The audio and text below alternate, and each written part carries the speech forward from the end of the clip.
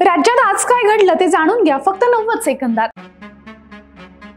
बिहार विधानसभा निवडणुकीत एनडीएचाच डंका, भाजपा ठरला सगळ्यात मोठा पक्ष। मुंबईसह महाराष्ट्रात भाजपा कार्यकर्त्यांचा जल्लोष।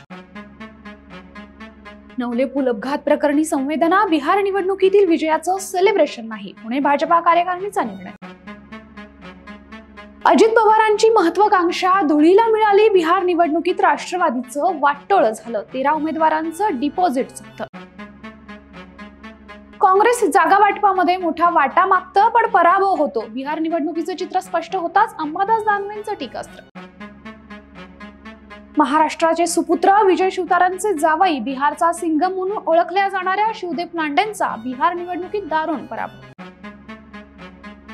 बिहारच्या निकालाची धामधूम सुरू असतानाच महाराष्ट्रात मोठी घडामोड, सुप्रिया सुळे अचानक वर्षा बंगल्यावर, फडणवीसांची घेतली भेट, योगेंद्र पवारांच्या लग्नाचं दिलं आमंत्रण।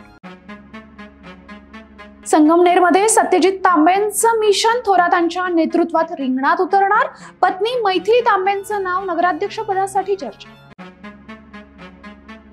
आणि भाजपा प्रवेशाला सुभाष देशमुखांचा विरोध, दिलीप मानेंना आता अजित पवार गटाची ऑफर, थेट निवडणुकीत नेतृत्व करण्याचा प्रस्ताव। अशाच महत्त्वपूर्ण माहितीसाठी वखर लाईव्हला सबस्क्राईब करा।